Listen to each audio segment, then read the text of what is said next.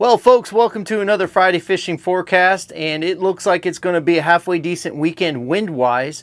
The wind is going to be down, so if you're looking to go offshore, the winds are going to be good, but what I would definitely watch are the storms. The storms are going to pop up in the east and move over to the west coast in the afternoon, so you're going to kind of want to pay attention to that. You don't want to get caught in some of these storms, because we had a storm last night that through a lot of lightning, and that's the thing that I hate most, is lightning when I'm out on the boat.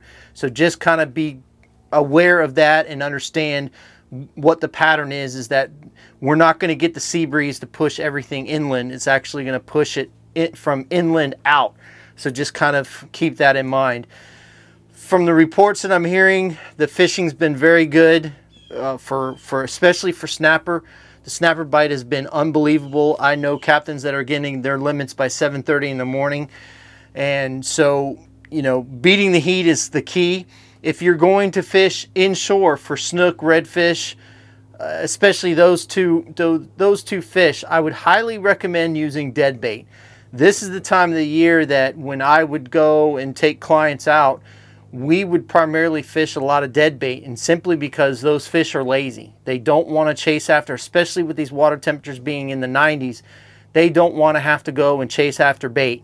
They're very lazy. Fish are lazy by nature. So if you present these dead baits to them, we've caught some of the biggest snook that we have ever caught on dead bait. And when we had live bait all around it, they would not touch the live bait. They would eat the dead bait. So just kind of keep that in mind if you're fishing for snook and redfish inshore. You got to just kind of match the conditions. These fish are lazy. They're hot. They don't want to move very much for food, just like we don't want to move when it's 105 degrees outside. When it feels like that, you don't want to do much. So just kind of take that into mind and kind of gear what you're doing towards what those fish are wanting to eat. Let's go ahead and get into the Friday fishing forecast, the tides and salooners for this weekend, and see what we have in store. On Saturday, we have a high tide at 10 a.m. at a 2.6. Then we have a low tide at 6:26 p.m. at a negative 0.1. Then on Sunday, we have a high tide at 11:02 a.m. at a 2.8. Then we have a low tide at 7:20 p.m. at a negative 0.3. For the salooners, we have a major feeding time from 9:28 a.m. to 11:28 a.m. and then a minor feeding time from 5:20 p.m. to 6:20 p.m. Then on Sunday, we have a major feeding time from 10:30 a.m. to 12:30 p.m.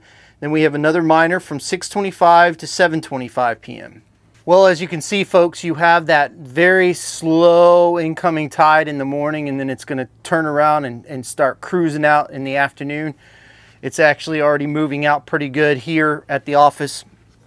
When you have these negative low tides like this, as I tell you all the time, it's like shooting fish in a barrel if you know where the fish are located. If they're on the flats, they get into these potholes. And especially, I'll never forget, we fished at a time, we were throwing out live bait. My clients were throwing out live bait. And I kept telling them, guys, they're going to eat this dead bait, watch. So I took a handful of thread fins, threw it in a pothole, and watched every one of those snook come in and suck each one of those baits up. Only one guy listened, threw a dead bait out, and caught a 38-inch snook. So just keep that in mind when you're out there fishing in the flats. I was considering running a night trip on Friday night, but the storms are supposed to be later, so that's probably going to squash that, because I think it's combating that warm water temperature. But we're going to give it a try on Saturday and see what happens. Again, we want to just thank you for all the support. I can't say that enough. You guys have been incredible. We're still sending out orders left and right, so it's really incredible how much you guys support us. We have a Finn's Fishing Club meeting coming up this next Tuesday. There's also a O'Brien's Fishing Club on Wednesday. So if you're in the Apollo Beach, Brandon, Riverview, Ruskin area, go to those clubs. Meet some new fishermen. There's a lot of good people in these clubs and a lot of good fishermen. So you guys can get together and share knowledge and go out and maybe make some new friends. I know I've definitely done that. So hit those clubs up. Again, thank you so much. Fish more, catch more, and we'll see you on the flip side.